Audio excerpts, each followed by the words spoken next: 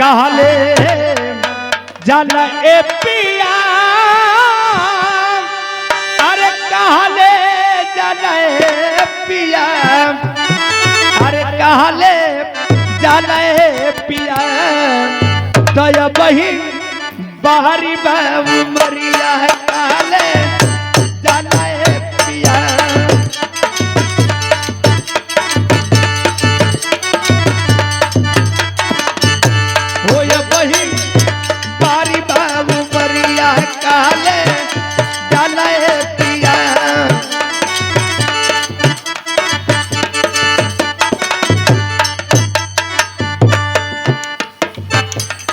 और पुरस्कार माता जी की तरफ से 50 रुपया जे भुलाइल भटकल हो आके बोलवा ले पछताए के न पड़े कि बाबूजी के नेत से कुछ ना दे हम एक बेर मलिकार साहब कहाँ हम एक बेर और तनी मेहनत कर। अच्छा मलकी नहीं अब कैसे गाई बढ़िया कहले जल ए पिया कहले जल ए पिया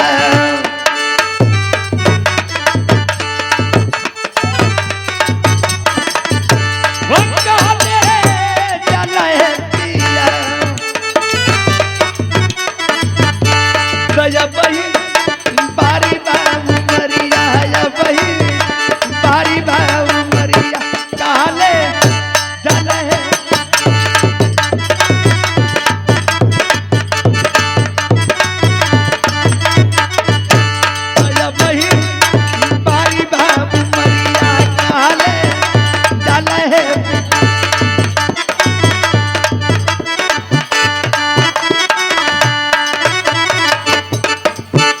हो काचे काचे बासवा के गोलियां बनी है काले जल है पिया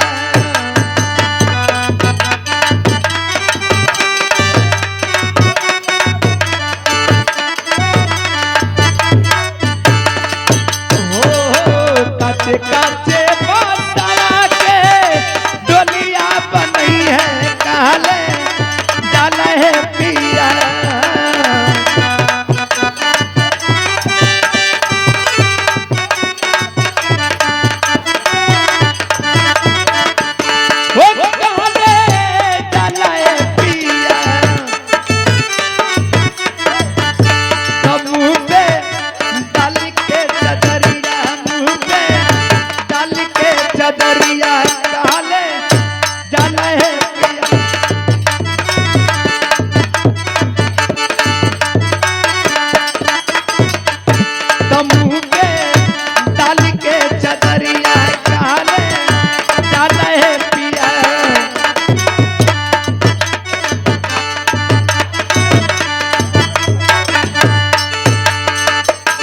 सखिया सहेली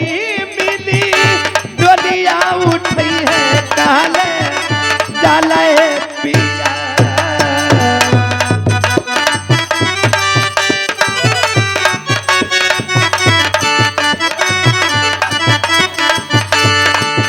हो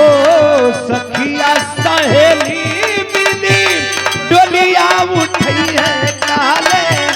जल ए पिया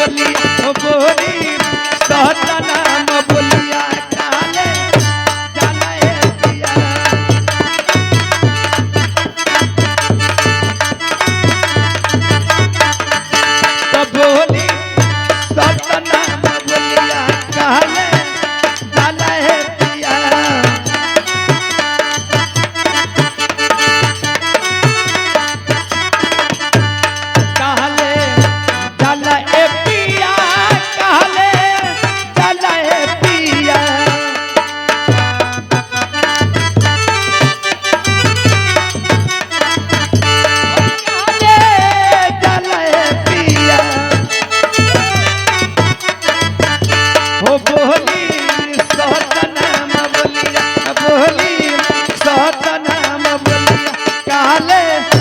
जाले पिया